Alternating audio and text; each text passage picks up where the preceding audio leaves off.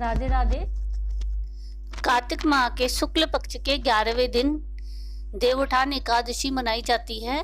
यह दिन चातुर्मास यानी कि 4 माह की अवधि का समापन भी होता है, जो कि भगवान विष्णु की शयन अवधि मानी जाती है। कहा जाता है कि जागने के पश्चात इस दिन से जगत के पालनहार भगवान विष्णु सृष्टि का कार्यभार संभालते हैं। माना जाता है कि देवउठनी एकादशी का व्रत करने से मोक्ष की प्राप्ति होती है और हिंदू धर्म में एकादशी का व्रत बहुत महत्वपूर्ण है और सभी एकादशियों में देवउठनी एकादशी विशेष महत्व रखती है। जातक मृत्यु के बाद वैकुंठ धाम को जाता है। स्वयं श्री कृष्ण ने एकादशी की महत्ता के बारे में युधिष्ठिर को बताया था। कहते हैं, देवउठनी एकादशी पर प्रदोष काल में गन्ने का मंडप बनाकर श्री हरि के स्वरूप शालिग्राम और तुलसी विवाह के बाद कथा का श्रवण जरूर करना चाहिए। इसके सुनने मात्र से पाप कर्म खत्म हो जाते हैं। तो आइए जानते हैं देवउठनी एकादशी की व्रत कथा। इस साल देवउठनी एकादशी 4 नवंबर को मनाई जाएगी। इसकी कथा इस प्रकार है। एक राज्य में एकादशी के दिन प्रजा से लेकर पशु तक अन्न ग्रहण नहीं करते थे, ना ही कोई अन्न बेचता था। एक बार की बात है, भगवान विष्णु ने उस राज्य के राजा की परीक्षा लेने के लिए सुंदरी का रूप धरा और सड़क किनारे बैठ गए। राजा वहां से गुजरे तो सुंदरी से उसके यहाँ बैठने का कारण पूछा। स्त्री ने बताया कि उसका इस दुनिया में कोई नहीं, वह बेसहारा है। राजा उसके रूप पर मोहित हो गए और बोले कि तुम मेरी रानी बनकर महल चलो।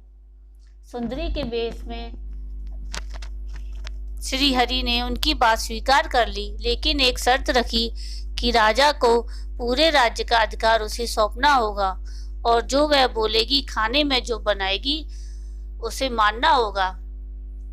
राजा ने शर्त मान ली। अगले दिन एकादशी पर सुंदरी ने बाजारों में बाकी दिनों की तरह अन्न बेचने का आदेश दिया।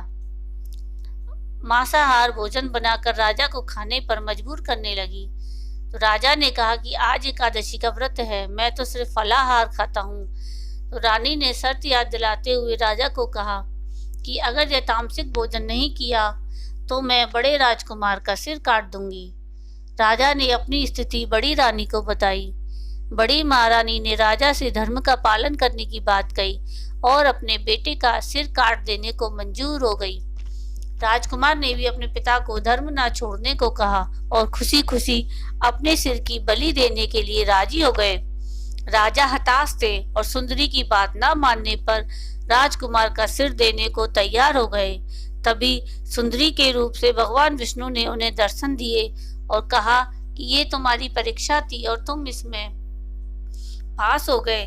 श्री हरि ने राजा से वर मांगने को कहा तो राजा ने इस जीवन के लिए प्रभु का धन्यवाद किया और कहा कि हे प्रभु, अब मेरा उद्धार कीजिए। राजा की प्रार्थना श्री हरि ने स्वीकार किया और वह मृत्यु के बाद वैकुंठ को प्राप्त हुए। तो ये थी देवउठनी एकादशी की कथा।